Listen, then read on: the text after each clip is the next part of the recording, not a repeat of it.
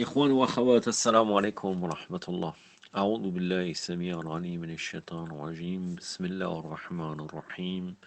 الحمد لله رب العالمين وبه نستعين وصلى الله على محمد وعلى الطاهرين وعلى الله دائم أجمعين من الآن إلى قيام يوم الدين آمين رب العالمين. Les 14 infaillibles, 18e partie, la biographie toujours de l'imam Hassan alayhi salam. J'en suis arrivé à l'imam Hassan et le traité alayhi salam et le traité avec Muawiyah la'natullah alayhi. On va voir ce qu'il va nous dire, j'espère que ça sera quelque chose de positif, contrairement à ce qu'il a développé la dernière fois, qui a été assez lamentable quand même. À la Kolihal. Je commence. Suite au martyr d'Imam Ali ibn Abi Talib alayhi salam, c'est bien là, il dit martyr. Donc pour le prophète sallallahu alayhi wa alayhi, et Fatima az-Zahra, il ne dit jamais martyr. Il va typiquement dans comment dire, bon, je vais essayer de trouver un autre terme. Il va typiquement voilà, j'ai trouvé dans la doxa dit par les batteries, hein. C'est-à-dire pour le prophète, ils insistent bien de dire toujours le décès ou la mort, pour le prophète ou bien pour Fatima Tazara. Jamais dire martyr. Par contre, pour l'imam Ali, tu le dis, il n'y a pas de problème. C'est autorisé. C'est bien, c'est bien. Les déviationnistes nous imposent ce qu'on doit faire, c'est très intéressant. À la Kolihal. Suite au martyr d'Imam Ali ibn Abi Talib alayhi salam, Imam Hassan prit la responsabilité de l'imama à l'âge de 37 ans. Lorsqu'il se tint debout à Koufa, il dit aux gens, vous les gens, hier la meilleure des créatures d'Allah après le prophète sallallahu alayhi wa alayhi est décédé. Un homme de piété, un homme de justice et d'honneur, je prends à présent la succession de mon père. Il est très surprenant d'entendre l'Oumma musulmane dire qu'il n'y a que 4 califes bien guidés. Vraiment, tu me déçois, Sayyid Ammar. Je pense vraiment, avec le temps, quand je lis tout depuis le début, t'es un dégaré. Entendre l'Oumma musulmane dire qu'il n'y a que 4 califes bien guidés. L'Oumma musulmane, de quoi tu parles? Quelle Oumma? La Oumma, c'est les chiites. Et encore, pas n'importe quel Shira. Et la preuve, Ibrahim, alayhi salam, il était une Oumma, il était tout seul. Est-ce que ceux qui reconnaissent ces gens-là comme califes bien guidés, na'oudou billah, est-ce que c'est une Oumma? Il est très surprenant d'entendre l'Oumma musulmane dire qu'il n'y a que 4 califes bien guidés. Il n'y en a pas, ces 4-là, c'est pas. Même l'imam Ali, comme disait Shahid Hassan Sharata, c'est pas l'imam Ali. C'est pas l'imam Ali parce que votre conception de l'imam Ali, alayhi salam, n'a rien à voir avec la conception de Ahlul Bayt. Comme on n'adore pas le même Dieu, on n'adore pas le même Allah, Azzawajal, et on n'adore pas on suit pas le même prophète en réalité. Vous, votre prophète, c'est Bukhari et Muslim. Donc, je comprends pas qu'il arrive à dire, il est très surprenant d'entendre l'Oumma musulmane dire qu'il n'y a que 4 califes bien guidés. Allah kulli hal. Voilà. Alors l'imam Hassan, tu le mets au même niveau qu'Abou Bakr, Omar et Osman. C'est ça. Indirectement. Indirectement, pas directement. Ça c'est sûr. Sous-entend-il que l'imam Hassan n'était pas bien guidé? Lorsque l'imam Hassan alayhi salam prit les rênes du pouvoir, Muawiyah, qui avait déjà combattu l'imam Ali alayhi salam contre les 4 pays, la Palestine, le Liban, la Jordanie et la Syrie. On va pas te... À cette époque, Cham ne désignait pas la Syrie moderne, Cham désignait 4 pays à cette époque. Oui, ça c'est bien. C'est bien, tu as rattrapé ce que tu avais dit, j'allais dire ce que tu viens de dire. Après le décès d'Imam Ali ibn Abi Talib alayhi salam, Muawiyah commença à s'en prendre à l'imam Hassan alayhi salam. Muawiyah envoyait espion sur espion pour l'informer. Trouvez-le. Que dit-il? Que fait-il? Lorsque l'imam Hassan alayhi salam démasquait ses espions, il leur disait: qu'est-ce qu'il veut? La guerre? Alors faisons la guerre. C'est-il qui est mon père?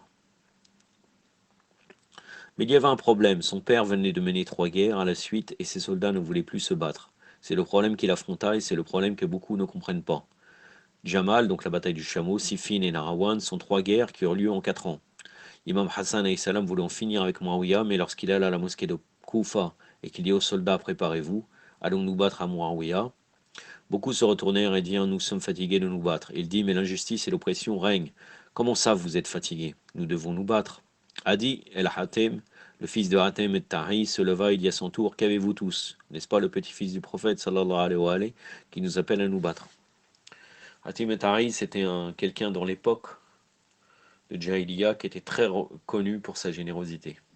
Il était très généreux, à tel point qu'il y a des proverbes et des poésies arabes sur lui. Et donc son fils, il était partisan de l'imam Hassan, mashallah.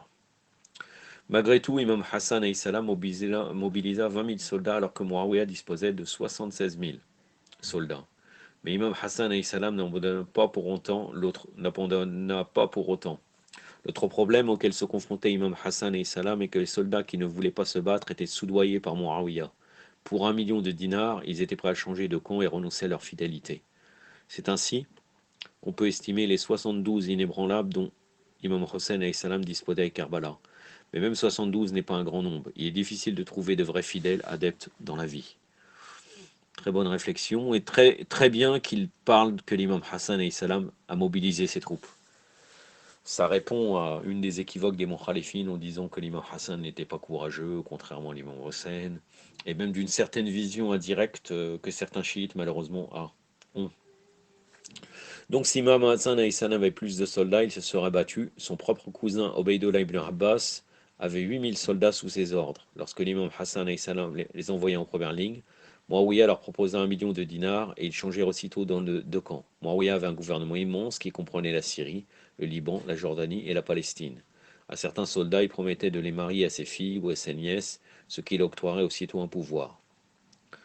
À d'autres, il promettait des terres, des biens, de l'argent. À d'autres encore, il offrait des postes de pouvoir et des positions importantes. Très vite, Imam Hassan alayhi salam se retrouva avec 8000 soldats seulement, ce qui était dérisoire face à l'immense armée syrienne. L'imam Hassan alayhi salam disait quand même à ses soldats, battons-nous, si vous êtes prêts à vous battre, je me lance. Mais alors Muawiyah concocta un autre plan. Il répandit une rumeur chez les gens soutenant Imam Hassan, disant qu'Imam Hassan ne voulait pas se battre, alors qu'Imam Hassan alayhi salam voulait en fait se battre. Hassan alayhi salam fit savoir à ses soldats qu'il était sûr de lui, que s'il avait accès au champ de bataille, même si l'opposition disposait de 10 fois plus de soldats que lui, il pourrait en finir avec eux, car il y avait des soldats tels que Adi ibn Hatem, Ujr ibn Adi al-Kendi et Ammar ibn Makal al-Khuzai à ses côtés. Mais la rumeur lancée par Muawiyah se répandit. Les Khawarij, qui avaient déserté l'imam Ali alayhi salam, étaient présents à l'époque. Les Khawarij étaient furieux et dirent à l'imam Hassan alayhi salam, nous avons entendu dire que vous vouliez faire la paix. Ils vinrent et ils plantèrent un couteau à la cuisse à l'imam Hassan alayhi salam. L'imam Hassan réalisa que si j'ai des soldats qui veulent me planter un couteau de dos, alors que Muawiyah veut me planter de face, à qui devrais-je faire confiance? Aussi, lorsque les fidèles soldats d'Imam Hassan alayhi salam lui disaient battons-nous, même si nous ne sommes plus beaucoup, Imam Hassan alayhi salam estimait les circonstances et dit non, je jure que si nous nous battons, il ne restera plus un seul adepte d'Ali alayhi salam sur terre. J'ai rien à commenter, c'est très bien ce que dit Sayyid Amar Nakshawani sur ça. Il fit donc ce que fit son grand-père à Hudaybiyah. À Hudaybiyah, la plupart du temps, les imams alayhim salam fondaient leurs décisions sur le que leur grand-père fit de son temps. Lorsque ses soldats lui demandèrent qu'avez-vous donc faire, il répondit je vais faire ce que mon grand-père fit à Hudaybiyah. Nous signerons un traité, mais à travers ce traité, nous dénoncerons nos partis adverses. Si Muawiyah et Imam Hassan alayhi salam s'étaient battus, et si Muawiyah l'arnatullah alayh avait tué Imam Hassan, on aurait dit alors ce qu'on dit déjà aujourd'hui. Sayyiduna Muawiyah, Sayyiduna Hassan. Ce n'était qu'une querelle entre eux. Imam Hassan alayhi salam fit quelque chose d'autre plutôt. Lorsque le prophète sallallahu alayhi wa sallam avait signé le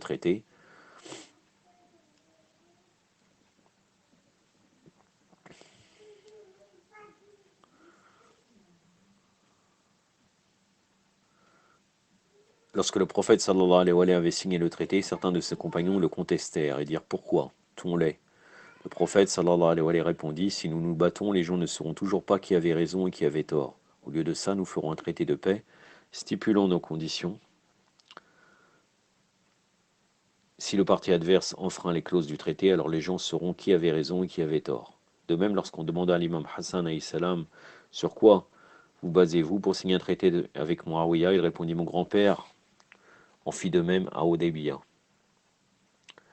Imam Hassan alayhi salam signa donc le traité car les clauses auraient révélé l'attitude de Muawiyah. Muawiyah et Yazid étaient deux personnes différentes. Yazid profanait la religion au public comme en privé, alors que Muawiyah était incroyablement religieux en public. Imam Hussein alayhi salam a dû se battre contre Yazid à cause de sa flagrante corruption morale, alors qu'Imam Hassan alayhi salam devait être intelligent avec Muawiyah. Il imposa les clauses suivantes de retraiter avec Muawiyah avant de le signer. Vous cesserez de maudire mon père aux prières du vendredi. Vous ne modifierez pas la sunna de mon grand-père. Vous cesserez de tuer les chirins de mon père. Le prix du sang versé à Jamal et à Siffin doit être rendu à leur propriétaire. À votre décès, vous lèguerez le pouvoir à moi ou à mon frère Hossein alayhi salam. J'ai une remarque à dire sur la clause qui dit vous cesserez de maudire mon père aux prières du vendredi. Il faut savoir que d'après nos textes, et beaucoup de chiites ignorent cela, l'imam Ali alayhi salam maudissait Muawiyah sur le minbar.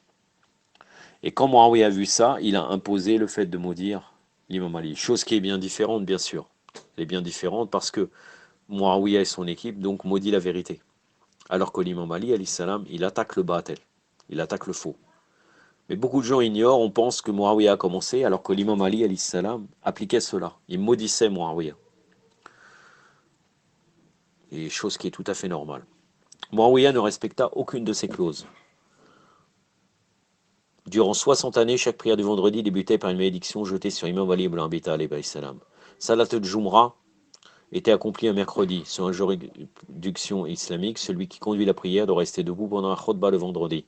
Muawiyah s'asseyait pendant la khutbah. Ce ne sont que quelques exemples de nombreux changements qu'il a apportés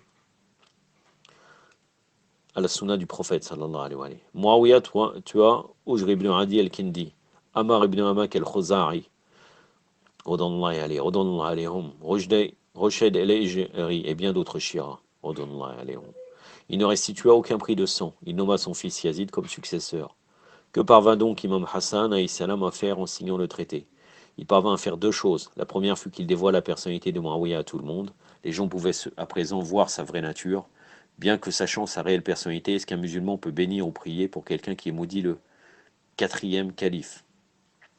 Allahu Akbar. Allahu Akbar, le quatrième calife. Qu'est-ce que tu racontes, ya Sayyid Ammar Nashawani? Il aurait pu dire, sachant sa réelle personnalité, est-ce qu'un musulman peut bénir ou prier pour quelqu'un qui maudit l'émir des croyants, par exemple, alayhi salam? Il faut bien savoir que finalement, il est en train de s'adresser, il est dans une océania chiite, parce que, on a vu, il s'adresse à nos frères Khoja ou indiens ou pakistanais, et il arrive à dire cela. Qu'est-ce que c'est que ces confusions? Peut-on se référer à Muawiyah comme à Ali en disant radiyallahu anhu, qu'Allah s'est reçu de lui? Oui, c'est une bonne réflexion. On ne peut pas. Mais toi-même, tu entretiens. Tu entretiens. Quatrième calife, machin. De même, en signant le traité, Imam Hassan alayhi salam s'assura que les partisans des Ali Muhammad, Allahumma salli ala Muhammad, seront sains et saufs, car si l'imam Hassan n'avait pas utilisé la sagesse de son grand-père en signant le traité, il ne resterait plus un seul partisan de Ali Muhammad aujourd'hui. Muawiyah les aurait tous anéantis, mais Imam Hassan a vu que le meilleur choix est de signer le traité avec Muawiyah, ce qui conduisit finalement aux 10 Muharram. C'est assez bien, hein, franchement. Il a bien pointé du doigt pour quelle raison l'imam Hassan a fait le traité et comment il a dénoncé la politique de Muawiyah à travers cela. J'aimerais finir aujourd'hui en réalité, mais bon, je vais pouvoir finir, Inch'Allah. Il ne reste pas énormément. Nous sommes à 13 minutes. Inch'Allah, je termine les deux chapitres aujourd'hui. Réponse à des accusations portées contre l'imam Hassan alayhi salam. À ceux qui disent qu'imam Hassan alayhi salam n'était pas courageux. Nous répondons que si Imam Hassan alayhi salam avait eu le choix, s'il avait eu les compagnons que son frère avait, il en aurait fini avec Muawiyah sur le champ. Tout à fait exact. Les gens qui ont créé un mythe à propos de la vie personnelle d'Imam Hassan alayhi salam, ils disent que tout ce que l'imam Hassan alayhi salam a fait, c'était de se marier et de divorcer. Le premier à avoir fondé ce mythe est Abul Hassan el-Madaini.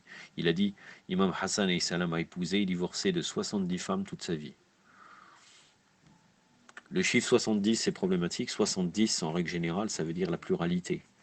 Donc 70, il veut parler soit de plus, soit d'énormément. Hein. Ce n'est pas 70 un par un, 1, 2, 3, jusqu'à 70. Si vous étudiez la vie d'Aboul Hassan alayhi salam, donc l'imam,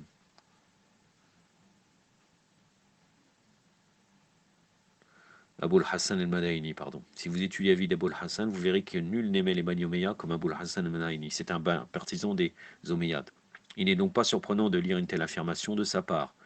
Une autre personne du nom de Shablanji, dans son livre Nour al-Absar, écrit l'imam Hassan a épousé 90 femmes et a divorcé d'elles toutes.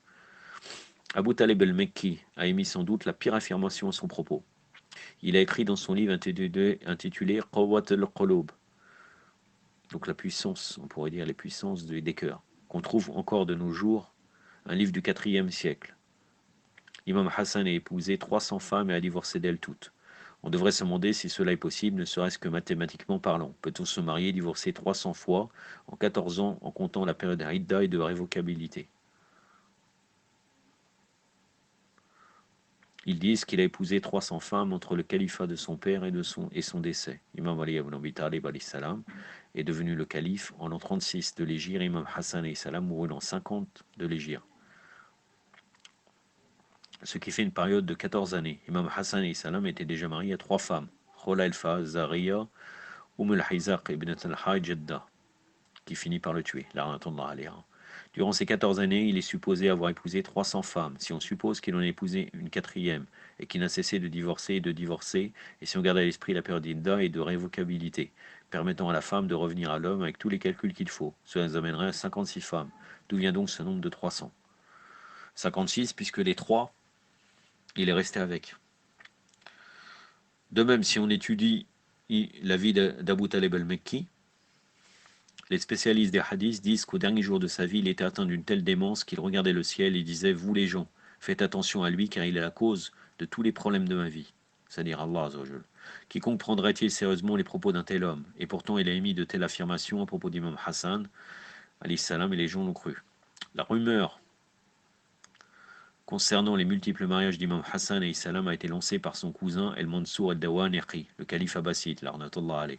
Durant son califat, tous les sayyeds de la descendance d'Imam Hassan menaient une campagne active contre les Banu Abbas. Par exemple, Mohammed Nefs Zakiya, Hassan el-Musanna, Abdullah ibn Yahya ibn al-Hassan et Hussein ibn Ali al-Khair étaient tous les petits-fils et arrière-petits-fils d'Imam Hassan. Ils combattaient tous les Banu Abbas.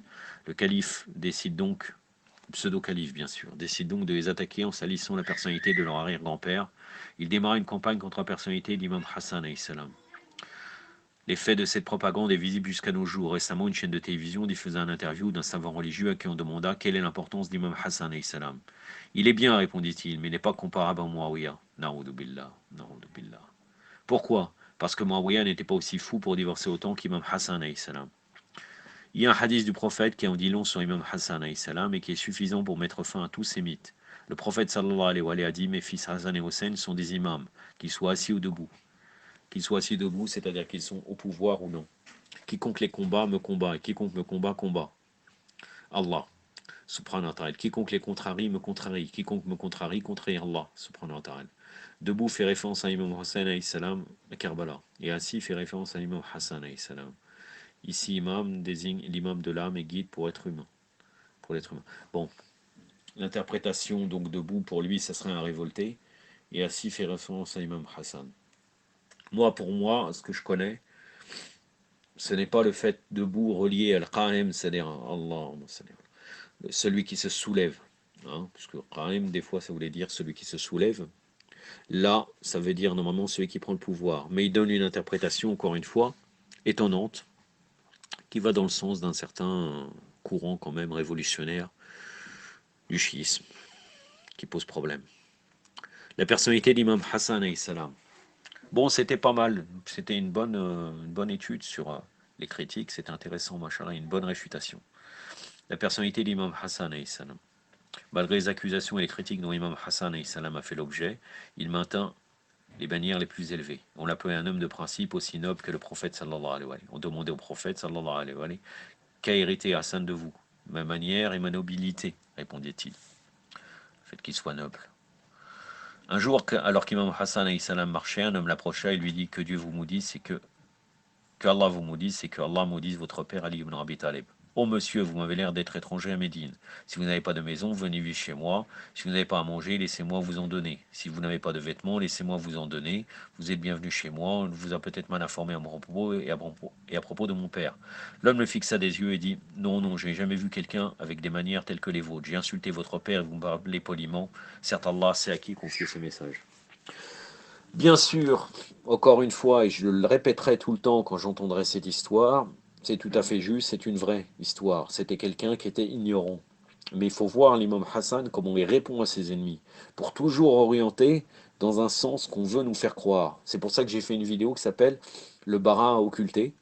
Donc le désaveu occulté, l'exemple de l'imam Hassan al-Mushtaba, où je ramène un très long hadith, où l'imam Hassan s'est bien occupé des Omeyyades un par un, en les critiquant, en les insultant, en disant des insultes bien sûr justes sur eux. Quand Muawiyah a convoqué l'imam Hassan, on se dit que c'était sûrement après que l'imam Hassan a laissé le pouvoir, après ce traité de paix, de réconciliation. Il a convoqué l'imam Hassan, et l'imam Hassan est venu là-bas, et chaque Omeyyade était là pour insulter l'imam Hassan. L'imam Hassan, quand il a pris la parole, vous aurez vu ce qu'il a dit. Ce qu'il a dit, des paroles très très dures. Donc il ne faut pas toujours orienter du même chose. C'est-à-dire que quand on prend un patrimoine chiite, dans un sujet même d'éthique ou autre, on doit regarder tout. Et quelquefois on est surpris. C'est en opposition avec beaucoup de choses que les gens veulent nous faire croire. Qu'ils soient sur le salam, passer le salam, est-ce que répondre au salam, et bien d'autres choses. Hein, bien d'autres choses qui concernent l'éthique, qui avait face à certaines personnes, il n'y a plus cette politesse-là.